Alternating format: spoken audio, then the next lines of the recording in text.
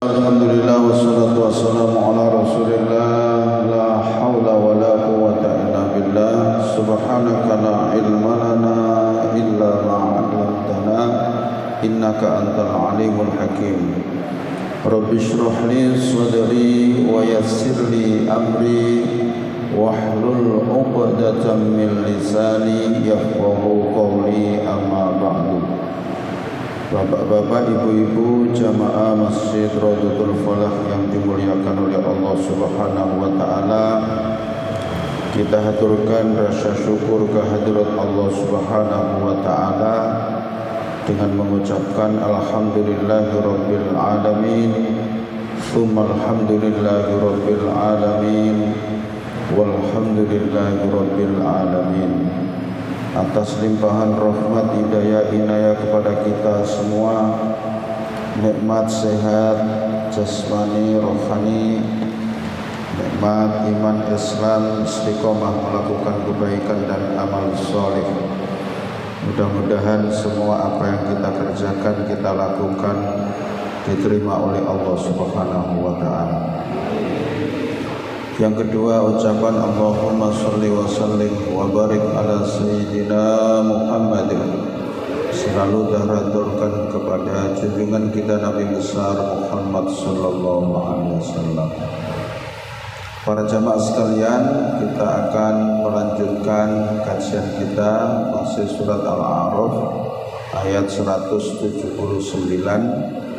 Semoga ayat-ayat yang kita kaji bisa menambahi pemahaman ilmu agama kita, tambahnya ilmu agama kita seiring dengan tambahnya ketebalan iman dan ketakwaan kita kepada Allah Subhanahu wa taala.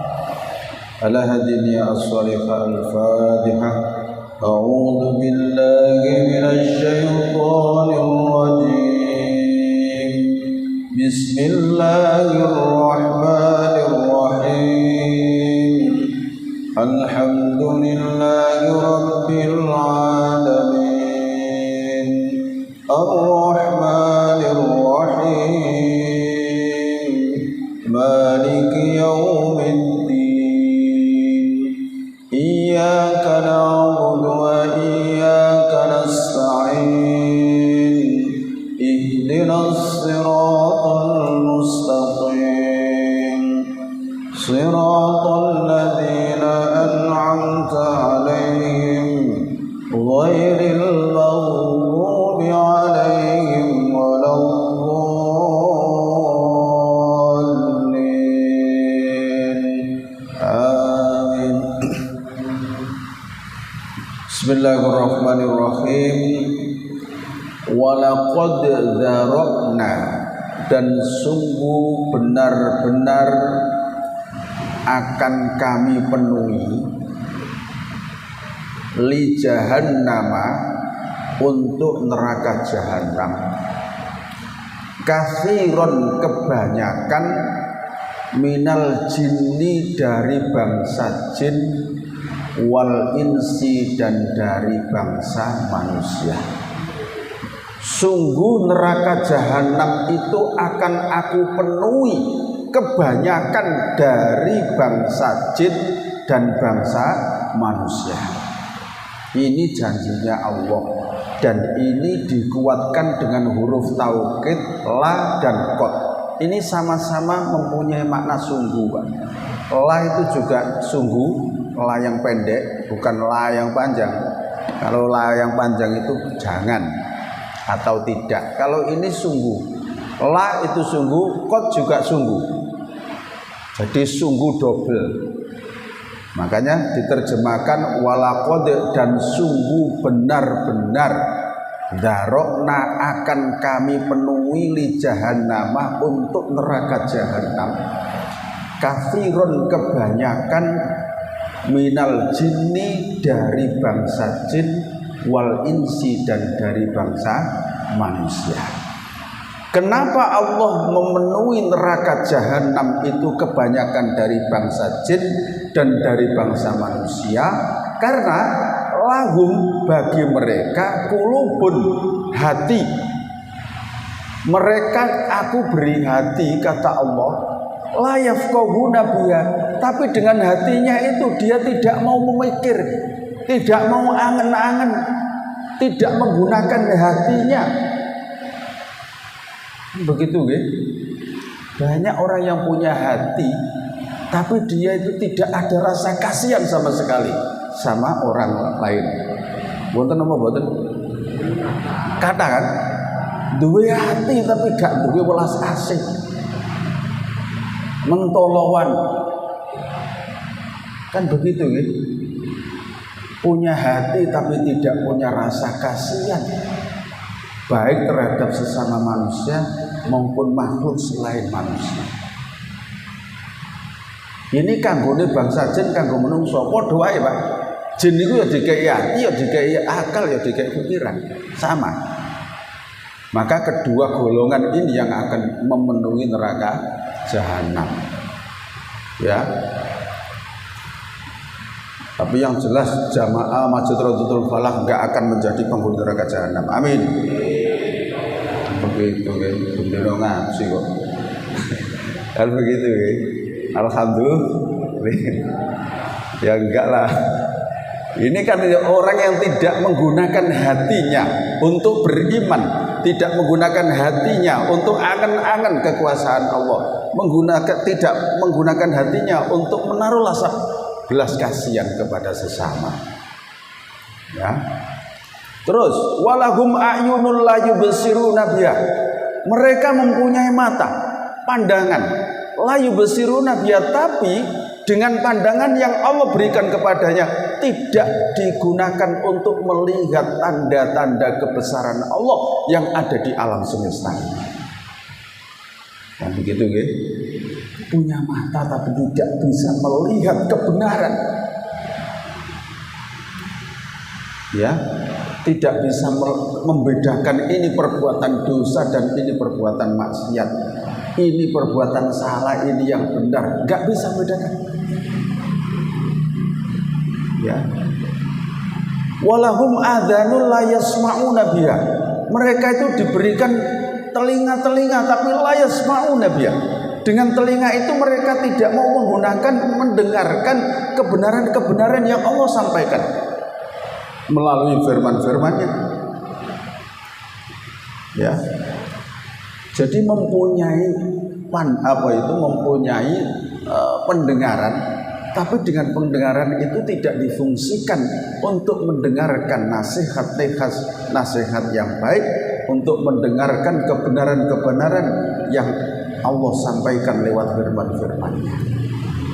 Nah, karena mereka itu diberi hati tidak mau berpikir, diberikan mata bisa melihat tapi tidak mau melihat kebesaran Allah yang ada di alam semesta dan di sekitar kita ini, diberikan pendengaran tapi tidak digunakan untuk mendengarkan hal-hal yang baik, hal-hal yang benar, maka Allah mengatakan ulaika, mereka itu, ya mereka yang di atas tadi, dikai hati, dikai pikiran, dikai meripat, dikai telinga tapi gak digunakan nang kaapian belas. Ulaika, mereka itu kal an'ami, seperti binatang, balhum adzal, bahkan lebih hina daripada binatang. Wong iku nek wis gak iso nggunakno akal pikirannya dengan baik, ndak bisa menggunakan penglihatannya dengan baik, ndak bisa menggunakan pendengarannya dengan baik, sek luwung binatang daripada orang seperti itu. Kan begitu kan? Binatang, hewan, apa itu sapi, kambing masih harganya mahal, Pak. Gitu. Harganya mahal itu. Bermanfaat, bisa dimakan oleh seseorang. Tapi orang kalau sudah tidak menggunakan akal pikirannya, enggak menggunakan pandangannya, enggak menggunakan pendengarannya, mereka itu lebih hina daripada binatang. Ini Allah loh yang mengatakan, bukan saya. Saya kan membaca aja. Ulaika, mereka itulah kal an'ami, seperti binatang, balhum, bahkan mereka adhallu, lebih hina, lebih sesat daripada binatang itu tadi. Maksudnya itu seluwung binatang ono manfaate, ngono lho maksudnya. Tapi nek wong wis gak iso nggunakno akal pikirannya, gak memfungsikan pandangannya, gak memfungsikan pendengarannya, mereka itu seperti binatang. Bahkan kata Allah lebih hina daripada binatang. Na'udzubillah min ya. Jangan sampai seperti itu. Nah, kan gitu ya. Beda karo jenengan, dikai akal pikiran bendina digawe nang masjid, gawe maca Quran, gawe mengikuti kajian seperti ini. Oh, ini luar biasa, ya. Luar biasa. Yang jelas kita tidak termasuk dalam nas ini. Itu nggih. Dikek tambahi maneh, ulaika mereka itulah mereka al-ghafilun, orang-orang yang lalai. Lalai akan janji-janjinya Allah. Lalai akan kebenaran-kebenaran Allah yang Allah sampaikan lewat para rasul, para nabi dan juga para ulama-ulama sampai datang kepada kita ini. Ya. Jadi gelare orang yang bangsa jin dan bangsa manusia itu yang tidak bisa menggunakan akal pikirannya, yang tidak bisa menggunakan pandangannya, yang tidak bisa menggunakan pendengarannya, mereka itu kata Allah seperti binatang, bahkan lebih hina. Yang kedua, mereka itu termasuk orang-orang yang lalai, yang lengah terhadap janji-janji kebenaran Allah.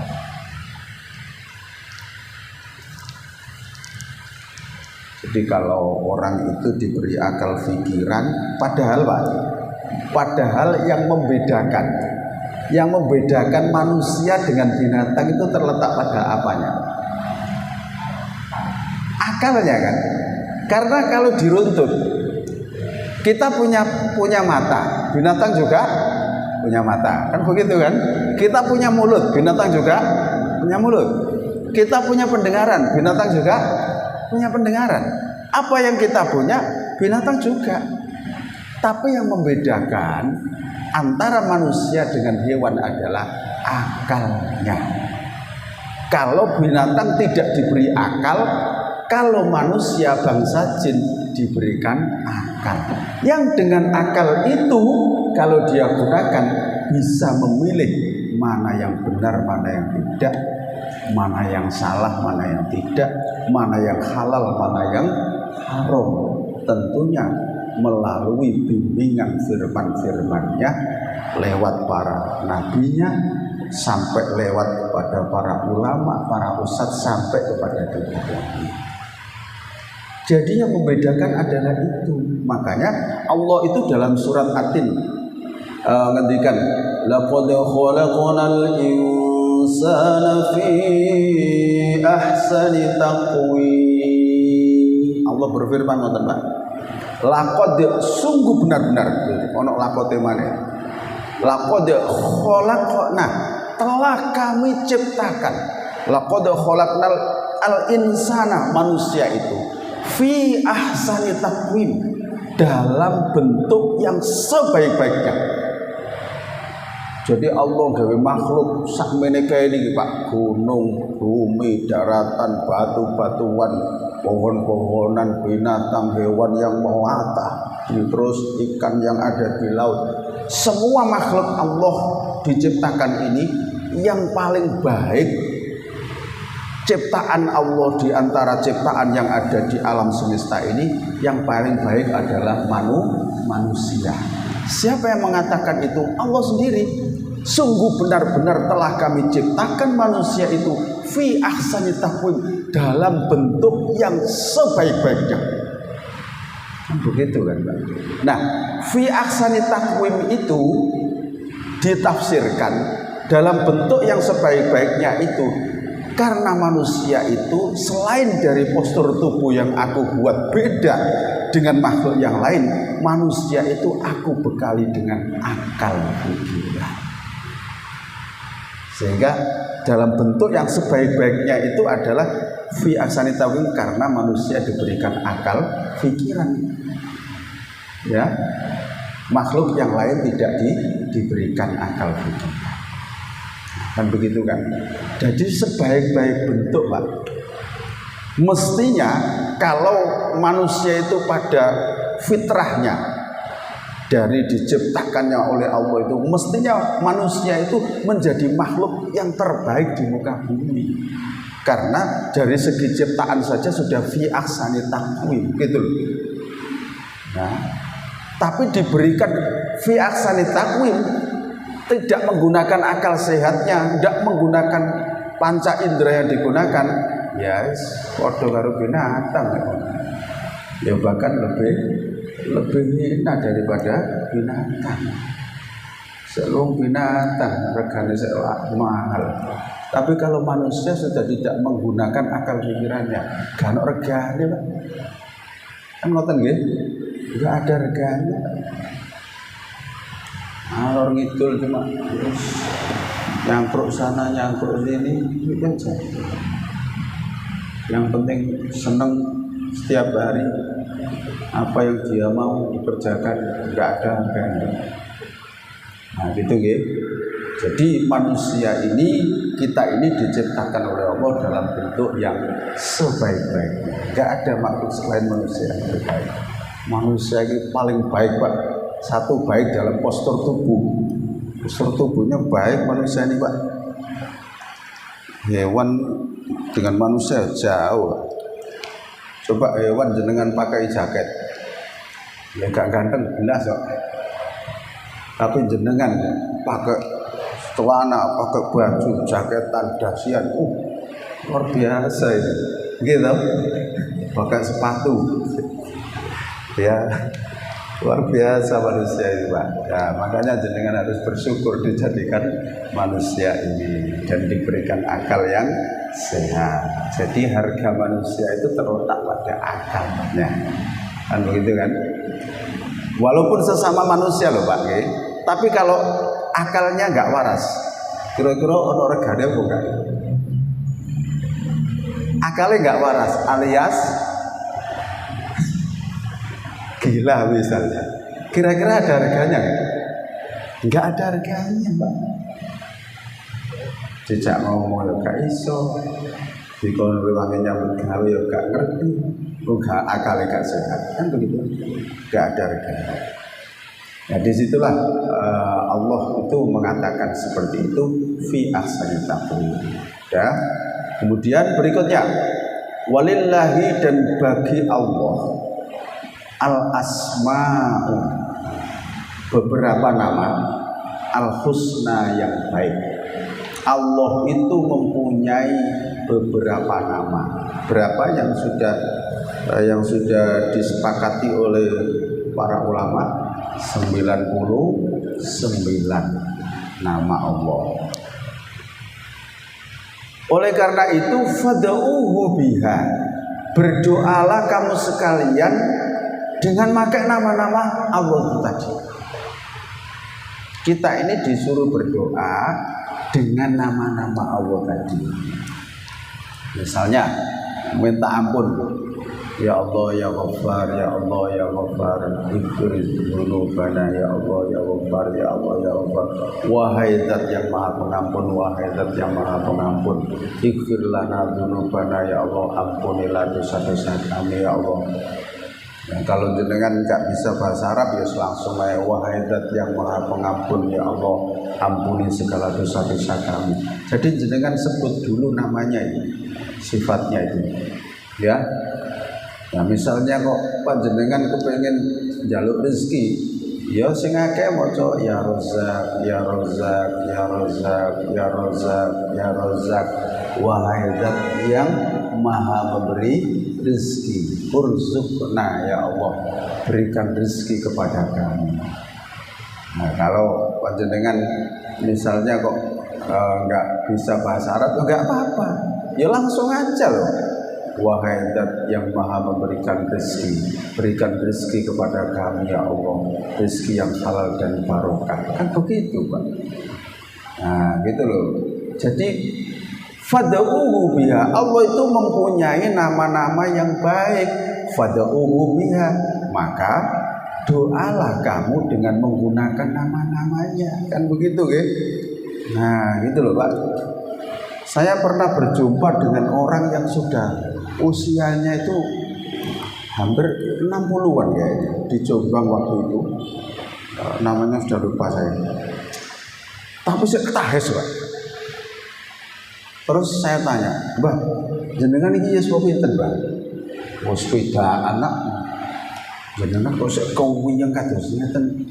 Dongane napa, Mbah?" Nah, itu kan. Balik nang gone Asmaul Husna. Aku iku anggere mari maghrib lah. Maca ya Qawiyu ya Matin, ya Qawiyu ya Matin, ya Qawiyu ya Matin. Ping pinten? 313. Ya Qawiyu ya Matin, ya Qawiyu ya Matin. Jadi ya Qawiyu wahai zat yang mempunyai kekuatan, ya Matin wahai zat yang mempunyai kekokohan. Jadi wiritan niku sehat, Pak. Oke, jenengan sampai tua kepengen sehat ya monggo maca ya Qawiyu ya Matin. Oh, perintah Allah ini ya. Berdoalah dengan nama-namanya yang baik gitu. Ya Qawiyu ya Matin, ya Qawiyu ya Matin. Ya bisa juga la haula wala quwata illa billah. Tapi itu kan ya juga sama, cuman kan kedawan. Ya Qawiyu ya Matin tadi kan singkat, ya Qawiyu ya Matin, ya Qawiyu ya Matin, ya Qawiyu ya Matin. Diwaca terus sehat ya. Jadi untu-untune saya pepek, Pak, gak perlu blas. Masa Allah. Kira.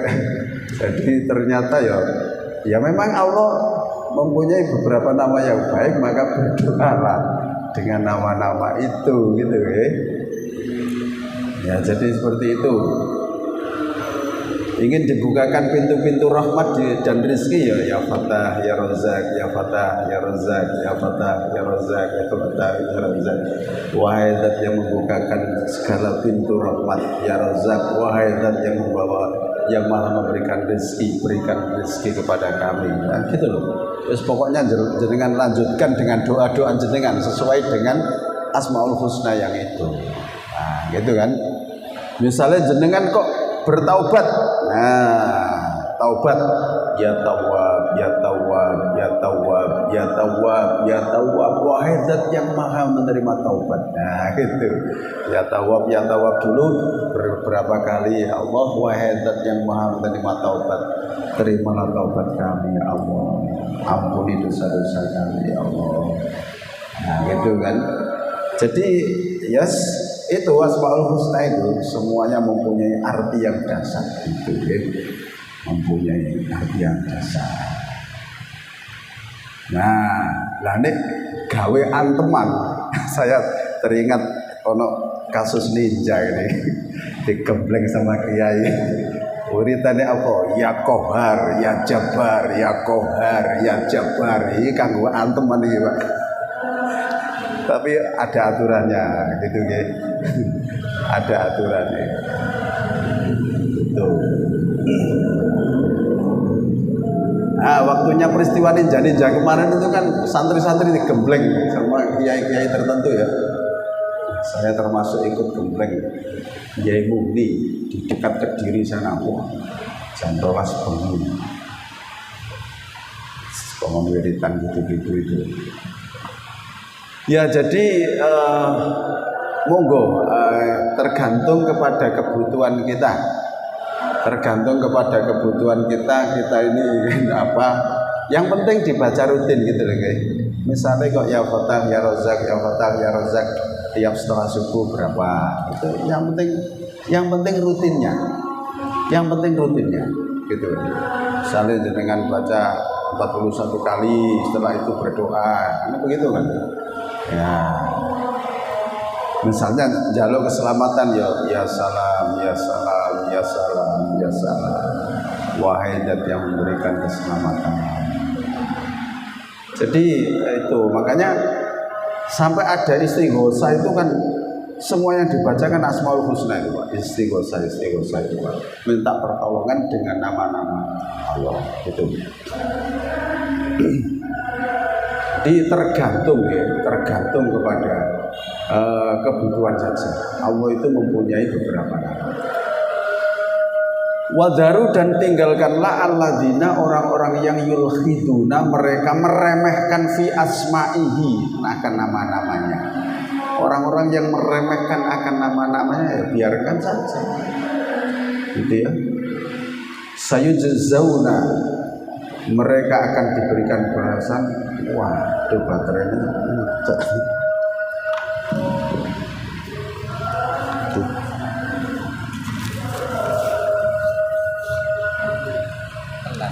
Iya. Wah, nyambung.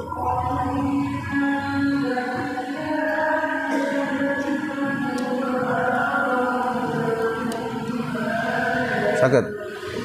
Ini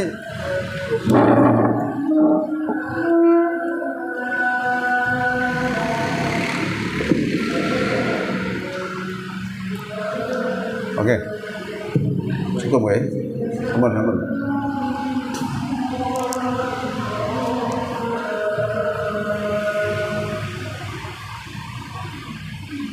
Ya. Dan orang-orang yang meninggalkan meremehkan asmaul husna nama-nama yang baik tadi ya biarkan saja. Sayujzauna ma kanu ya'malun. Mereka akan diberikan balasan terhadap apa yang mereka kerjakan. Terus wamimman barangkali ada yang ditanyakan apa? Mengalir saja terkait dengan barangkali ada yang ditanyakan apa?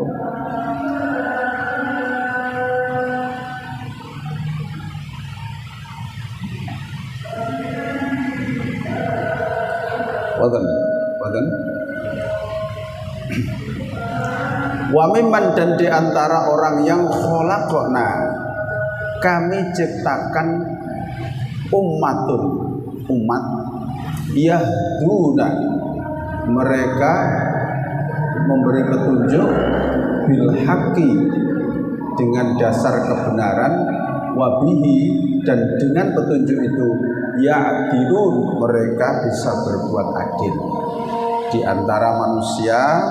Ya ada yang dibuat oleh Allah kelompok umat sing seneng memberikan petunjuk, memberikan peringatan yang baik dengan kebenaran itu wabihi ya'dilun dan mereka berbuat adil terhadap apa yang mereka sampaikan itu. Walladzina dan orang-orang yang kadzabu mereka mendustakan di ayatina terhadap ayat-ayat kami sanastadrijuhum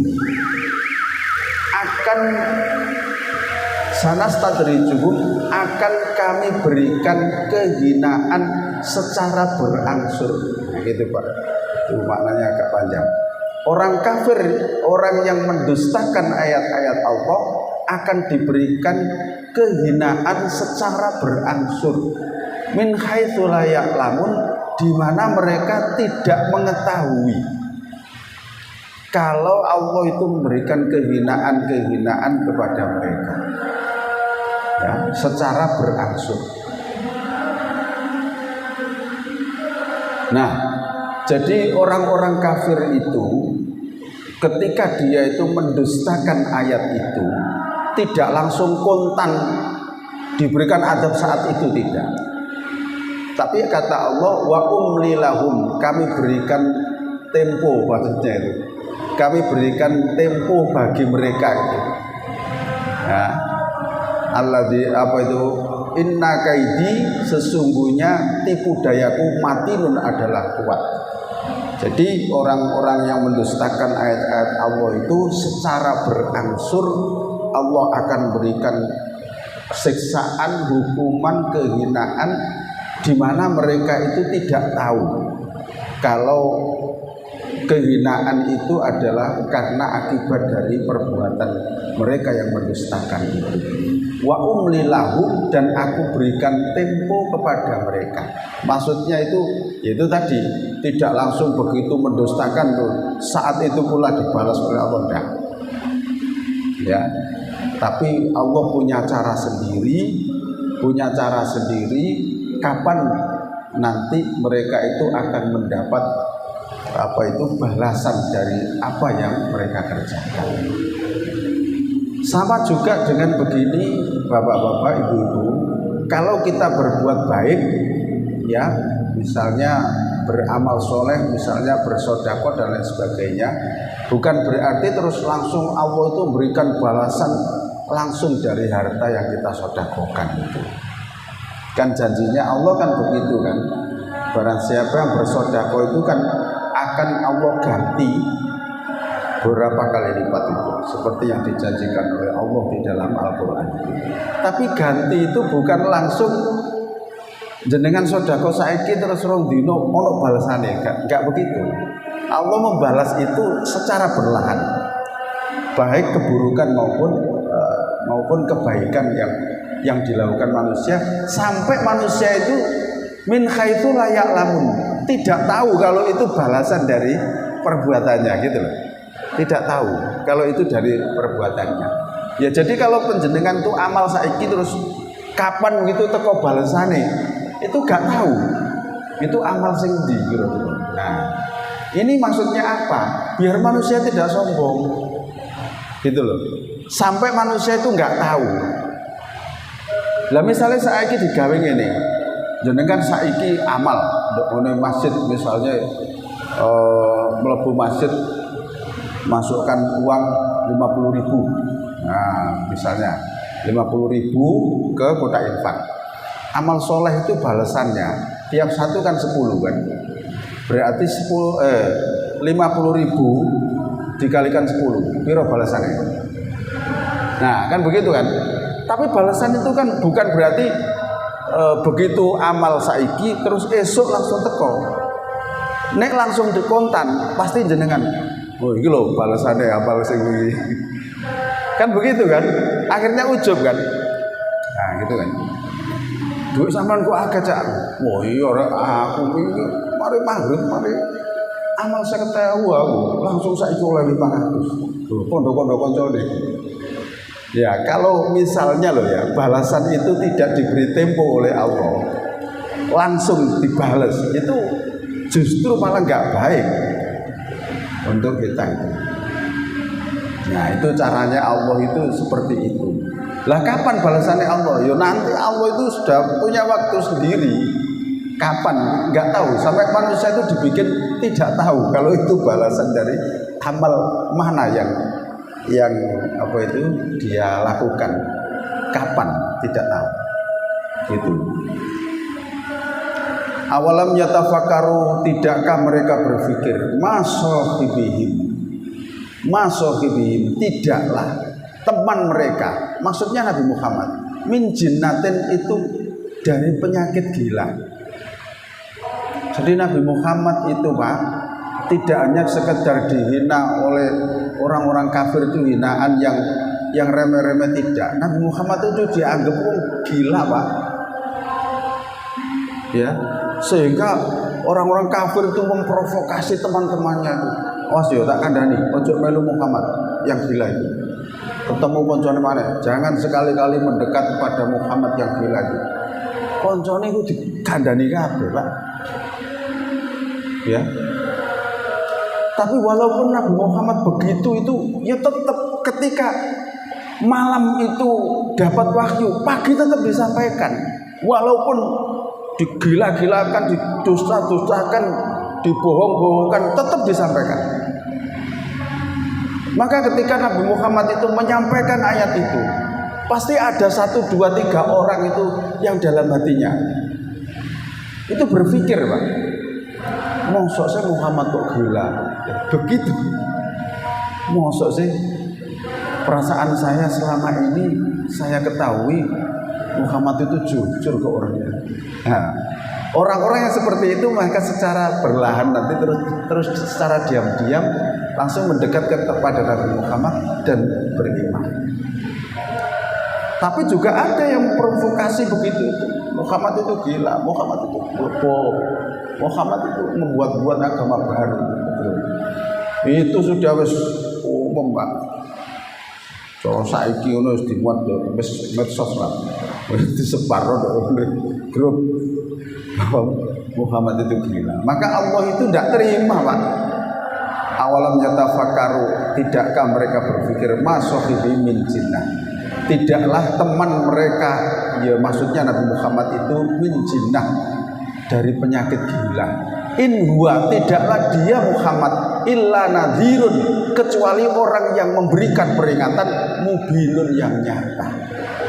Nabi Muhammad itu tidak gila, tapi orang yang diutus oleh Allah di muka bumi untuk memberikan nadhir, peringatan, mubin, yang nyata, ya, yang nyata. Jadi dibela sama Allah, nggak mungkin Allah membiarkan itu. Itu yang dialami Nabi Muhammad. Nah, Nabi Muhammad itu kalau hinaan itu mengena kepada pribadinya, Nabi Muhammad itu nggak tahu balas, Pak. Wis dijarno tok. Sak ngomong-ngomongnya wong kafir. Nabi Muhammad gak pernah balas. Ya. Cara gampangane saiki dimuat kok ngene koran seluruh stasiun TV, berita gak pernah balas belas. Ya. Tapi ditunjukkan dengan perilaku kejujuran. Itu. Tunjukkan dengan perilaku kejujuran. Nah, itu. Maka dengan perilaku kejujurannya dan akhlak yang mulia itulah, maka secara perlahan orang-orang itu dalam hati nuraninya tetap membenarkan apa yang disampaikan oleh Nabi Muhammad dan perlahan menjadi orang mukmin beriman. Nah, itu Nabi Muhammad itu seperti itu.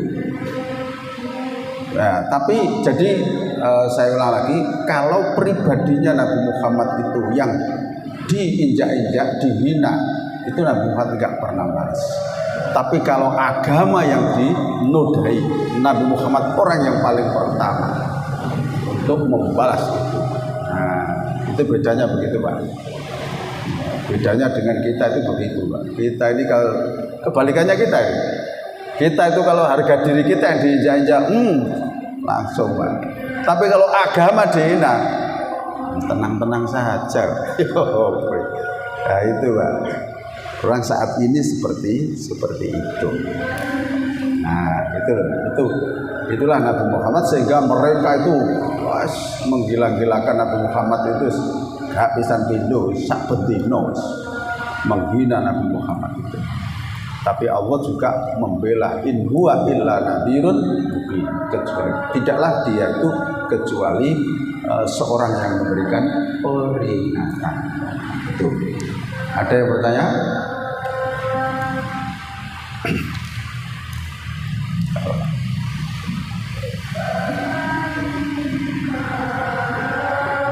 Konten apa? Oke, moga-moga. Nah, oke. Bismillah.